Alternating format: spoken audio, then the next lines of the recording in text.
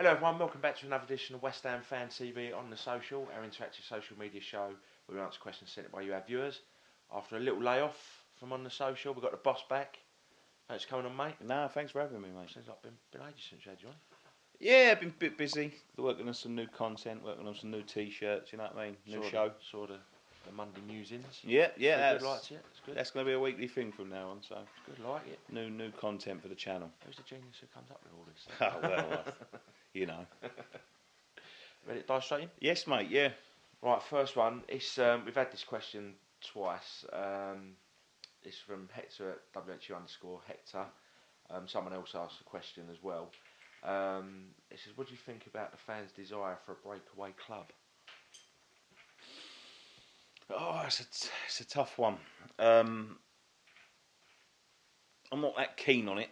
No, I couldn't imagine supporting anyone other than West Ham. But I can see why the demand is there, and I can see why, you know, this could be the death of West Ham, right? And that is not being dramatic.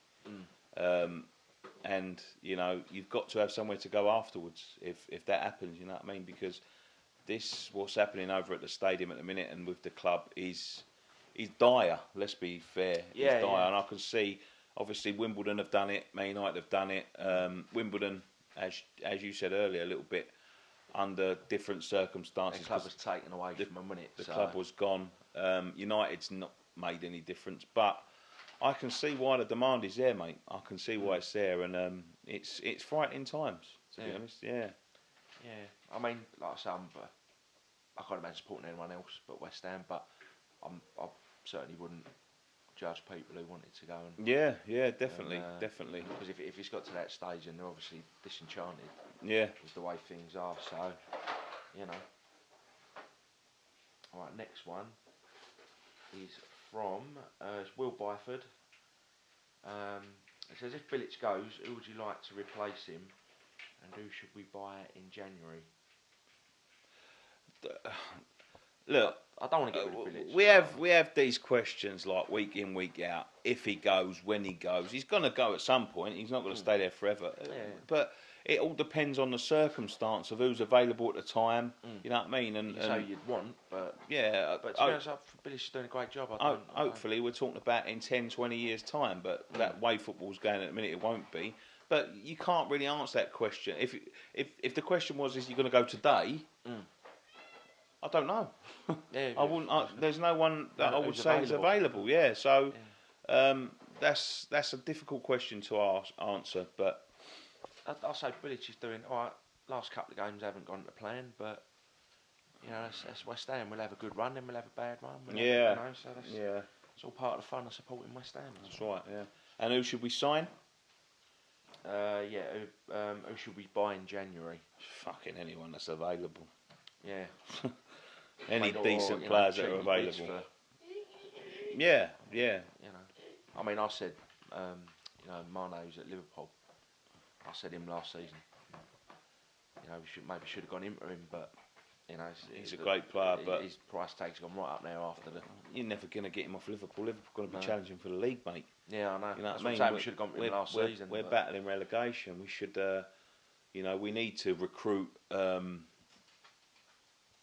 With that in mind, to be quite honest with you, we need to recruit. If it's still going that way in the next month or so, we need to we need to get some people that are going to fucking start pulling their weight.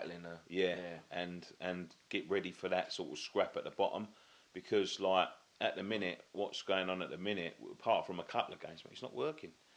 And you know, you've got to buy in accordance to what. You know what? Your situation. Yeah, your situation. So let's have a look, see what's happening in January. Yeah. But a forward, like I know we've got Carroll and Sacco back this month, but like when you look at the recruitment of the summer, what have we got? We've got nothing. Absolutely fuck all. We're trying to send half of them back anyway. So a bit better recruitment. I'm not going to say who, but a bit better. Well, it's just saying like for the last 3 seasons we've been saying every window needs a striker, and it. Well. Right, this one's from it's from Jim Smith at Howardino. What are the odds that Payet is sold in January to be replaced by Fabregas or some other disinterested loan signing. I mean, I can't see Fabregas leaving Chelsea. Well, apparently he's being banded about, mate, and we're one of the names. So I've heard big rumours that he might be coming to us. But obviously Payet ain't the one that I want to see leave. And like Fabregas isn't a replacement for Payet. Like he's a replacement for Noble, an industrious midfielder, you know what I mean? Someone who can can do things from deep. So he's not a direct replacement. But the way things are going at the minute, the way the quotes were going the other day, I would not be surprised. I would not be surprised one bit if come January, he's off. You know what I mean? Because it's not going well for us. And as I said before, in Monday's musings, like I wouldn't blame him one bit. The board and the club hasn't showed the ambition. You've got a world-class player like that. The first thing you do is say, right, I'm going to sign players to match your ambition. I'm going to build a team around him. Yeah, I'm going to show you that we are going to go places. And what's he done? Brought in a load of shit. So I wouldn't be surprised if that happened, mate. I wouldn't be surprised whatsoever. Yeah, we should bear in mind, like, put him on a 5.5 deal. Probably made all these promises about what was going to happen. Yeah. This, that, and the other, and it hasn't come to fruition. So. Right, this one's from Bonds is God. Right, he is. He really is. Sullivan, Gold, Brady. Keep one, drop two. Which one do you choose? Well, Brady's out, in my eyes.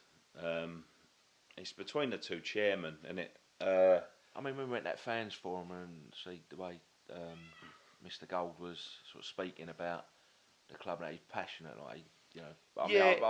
He's the passionate, sensible one, but it seems like Sullivan's the one that makes things happen. Do you know what I mean, in the transfer front? And I know it ain't gone that well on the transfer front this season, and I think the recruitment, as I said, has been poor. But when there's things to be done, he seems to be the one to do them. You know what I mean? So driving force behind. I'd keep Gold. Because I like the sensible chairman, sensible head. You know what I mean? So I'm going on when we went to that fans forum, and he was, you know, come across as nothing against. Nothing Sullivan against Sullivan or anything. Well, not much anyway. But Right, this one is from Abu at Asheth 16. I was looking at this earlier, actually. What's your thoughts on the ticketing prices for the Arsenal game? I mean, they're fucking disgusting. The cheapest ticket's 50 quid. They're disgusting. It's up to 80 quid. Disgusting. Like, at the end of the day, like, things like that really get up my nose because it's not affordable. Oh, which the big thing was, it was going to be affordable football. Yeah, it's not affordable for family. If a family's going to go there on a day and a day out, it's not affordable. And that was a big promise from the board about getting into the Olympic Stadium. So many things, mate. We've had the wall pulled over our eyes, and look, I could have predicted this last season. As soon as we get there, things are going to start changing. It's not, the big quote of the thing was it's going to bring affordable football. Not it's going to bring affordable football if you want to go and watch Middlesbrough or But when the big boys are in. But when the big boys are in town, it goes back to the fucking exactly the same as it was. You know, and it pisses me off. It does piss me off. I mean, I was shocked when I saw how much some of the tickets were. Like, the cheapest one, 50 quid. You get a fucking... That's a child's ticket. Get a child's season. That's all bands. That's OAPs. Yeah, I know. That's what I'm saying. A child's ticket. The cheapest one of them is 50 quid. You can get a fucking season ticket for 100 quid. You know what I mean? Like, I don't see how they've priced it like that. No, I think it's just a bit of a slap in the face. Really, and then they start sort the fucking stadium out before you start charging big money for it. You know what I mean? So. Right, this one's from Tommy Tai. Sort of touches back on the Payet thing. If he does go in January, how much do you think we can get for him? It's got to be big money. At least. Otherwise, it's not worth letting him go. I'd say you got at least 50. Yeah, if someone comes in with a £25 million bid, we should just tell them to piss off. We should say 50 at least, because although we don't want to be there, what's the point in getting rid of your best player for peanuts? Yeah, you know what I mean, like money that you're not going to be able to sign a replacement. Thing about him is, if he goes, it's got to be enough money to at least sign a suitable replacement. Finding a suitable replacement is going to be another matter, yeah. But, you know, it's got to be to compensate losing him and then finding someone new, you know what I mean? Yeah. And someone of his class, his quality is going to come at big money. So they've got to roll out for big money. I mean, we got a bit lucky with him, really. I paid 10 and a bit for him. And, you know, he's worked out well. So, yeah, we want to be at least quadrupling our money. 40, 50, yeah. Yeah. At least. All right, next one is from H. Polk at H. Polk 19. How many points do you predict that we'll get in our next 4 league matches? Who we got? Tottenham, Tottenham, Man United, Liverpool, Arsenal. 12. This ain't last season. I reckon we'll shock a few. I reckon we'll get 6. I'm gonna say 9. I don't think we'll beat Liverpool. Nah, not Anfield. They're flying at the minute. Anfield. Yeah. I don't think we'll beat Liverpool, but all right, I'm going to say 7. We'll beat Arsenal. We'll beat Tottenham. We'll draw at Man United. Do you reckon? Yeah, that's what I'm going to be bold and say it. Fuck it. I'm going to go. I reckon 1 win and a couple of draws in there. Yeah, because we seem to have raised it for the massive, like the not bigger games, because that's disrespectful to the other teams, but the bigger name teams, yeah. Like like Chelsea, you know, well, we played in the League Cup game and that. So, right, this one's from WHU Stephen 04. Do you think we should have bought 5 or so quality players instead of buying 10 or 11 players? Didn't even need 5. Didn't even need 5. They needed to go out and sign the big name striker. Probably a centre half to replace Tompkins, like a proper centre half, a right back, and a midfielder, and that would have been it. As long as they was all of quality, that we would have been absolutely fine. Yeah, Spreading in all these, you know, these fucking not big name, but all these 13. So it's a big job, you know what I mean? It's adding like another. It's a whole other team, isn't it? Yeah. You know what I mean? And it's a big job, and obviously, like, some of them ain't turned out well, you know what I mean? Like Faguli coming, I think if Faguli would have came on his own, without Toure, without Ayew, I think it would have been a good signing. You know what I mean? like, but I don't know, it's just trying to bed everyone into the team, get everyone adapted to the team, you know what I mean? Like, you're welcoming him in, you know, 13 players into the squad. It's difficult, like, it's difficult to get the right level of training. Well, it's not only you got to bed him in. You get one into a team. It's easy to sort of like train with him, get him embedded into the squad. You get 13, you're looking everywhere. You know what I mean? Things like that, and people don't think about things like that, but they're important. Them things and characters as well. Embedding characters in. People getting to know people, you know what I mean? One person comes into the squad, everyone's talking to him, everyone's got to be his friend. 13 coming into the squad, there's some talking to him, some. Do you know what I mean? Things like that. It's really important. Well, it's not only you got to get them used to the current squad, they've all got to get used to each other as well. So that's like exactly. double whammy thing, isn't it? Really? So wank, really, mate. To be honest. All right, this one's from Lionel Lanzini. Where do you? Lanzini. Makes me happy. Where do you think we'll be at Christmas, and where do you think we will finish end of season? Well, I'll be here at Christmas, my house. I'm going to do a turkey and things like that. End of season, I'll probably be able to piss down there. Come round here at Christmas, then you're doing a turkey. Yeah. Where do I think we'll be? I think by Christmas, I bet we'll be about 12th. I'm going to say 12th. Maybe about 14th, 15th, maybe, I think. No, I'm going to say 12th. Be bold. Yeah, there's still like a very few points separating them.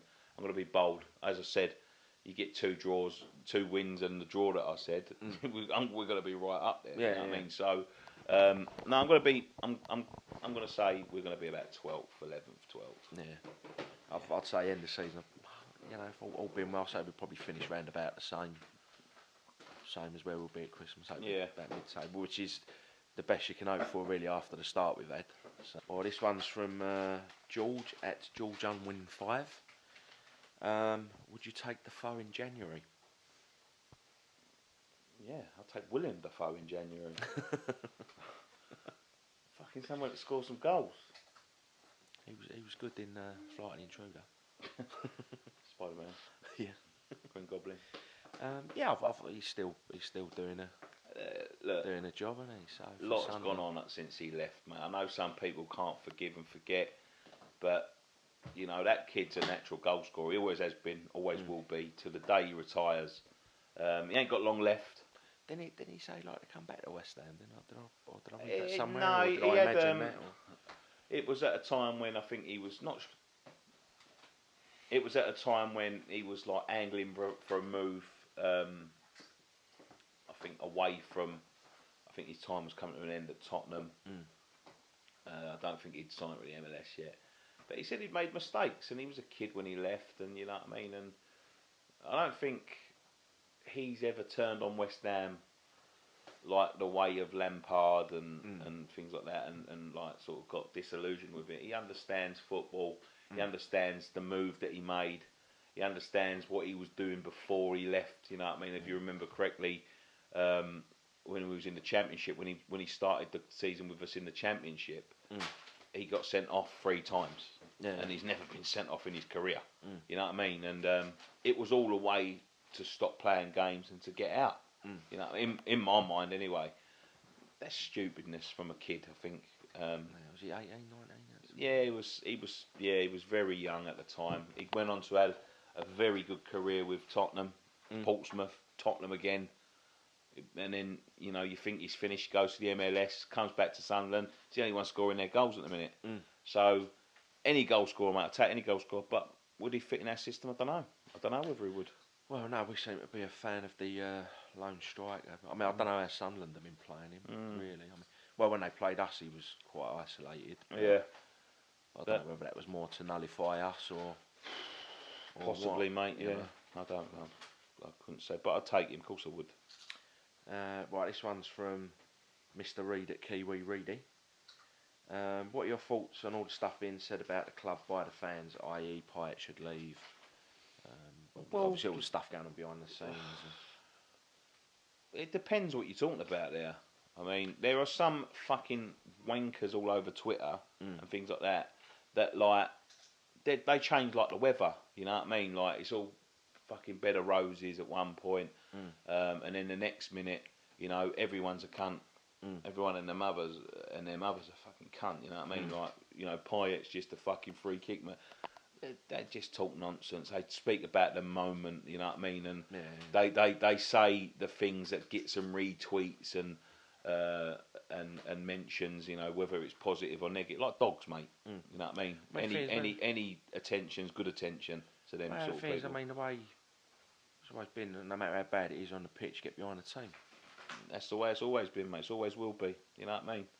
We've been in, like, some of these people are too young to remember these sort of things, but we've been in these sort of positions before, with, you know, some real good players, you know, filled up with a load of shit. You know what I mean? Like, that's the way West Ham is, with bad owners, with, you know, no investment on the pitch and things like that. We've been here, you know. I mean, I don't know if you remember, you might have been a bit young, the Bond scheme. I remember the Bond scheme, yeah, mate. I mean, the atmosphere over the games. I mean, the people getting behind the team on the pitch, but like before and after the games, the atmosphere at the club was. But I think with the Bond scheme, great. I think what a differences between then and now is, you know, somebody once said you can't ever accuse Terry Brown of lying because he never fucking said anything. You know what I mean? And so there was no promises that there was going to be these big name signings. There was no promises. Well, it was basically so people could pay to build the ground up. Yeah, that's what it was all about. Yeah, and there was no promises of, you know, big name signings. There was no promises of Champions League football, and that's where it differs a bit with these sort of owners. Is the fact that we've moved into this stadium, yeah, and it's a similar sort of atmosphere to the Bond scheme, in the fact that people are just getting very disillusioned with it, and think they're towards the board, and and they think they've been lied to, which I think I agree with a lot of it, and the differences between then and now is they've promised us the world and they've delivered nothing. Yeah, do you know what I mean? And I know it's very nice early. corporate boxes. I'm never going to see them, mate. I don't give a monkey. I said this before. I don't give a monkey. Do you know what? I was offered a corporate box on Saturday, Mm. and I wanted to go just to have a look at it, but in the end, I just thought, no, do you know what? Fuck it, I don't want to go sit in there. Yeah. You know what I mean? And you know, it's one of those things. You know what I mean? Like it seems like they've moved to please themselves, and they've lied to everyone in the meantime. So these things going on Twitter and Facebook, you know, most of it's shit, but some of it's true, and some of it comes from the art. And I'm probably one of the main culprits of it. You know what I mean? I'll say it how it is, no matter who it upsets or whatever. You know what I mean? We've upset people, like, as a channel. People come past me and say to me, "Can you be positive today? Can you be positive?" And like, people have squared up to us doing that sort of thing. You know, it's about time you give him his due. When we beat Chelsea, someone come out, about time you give Slaven his due. Never slag Slaven off. No, never ever slag Slaven off. You know what I mean? Someone come past, started squaring up to everyone, saying like, you're too negative. Well, if there's negativity, if I feel like I've been lied to, mate, and I feel like everyone else has been lied to, I don't give a fuck. I'll say what this is my channel. This is the one that I created. They want to say something positive. Go and fucking create positive. You know, fan TV. You know what I mean? Yeah. I say how it is. When it's positive, I say it's positive. When it's negative, I say it as negative. So I agree with some of the stuff, but a lot of it's just shit. Right, that's all the Twitter and YouTube questions, mate. Thanks for coming on again. No problem. Mate. Hopefully, it won't be so long before you're back on next time. No, I've got a bit more time now, mate. I'll start coming on a bit more regular. Good stuff, good stuff. Thanks for everyone who took the time to send in a question this week. Thanks for watching. Don't forget to follow us on Twitter at West Ham Fan TV, Facebook /West Ham Fan TV. No. When we're finished. Periscope, Snapchat, all the other stuff. Don't forget to check out Nicky's new show on the Monday, the Monday Musings. Yeah.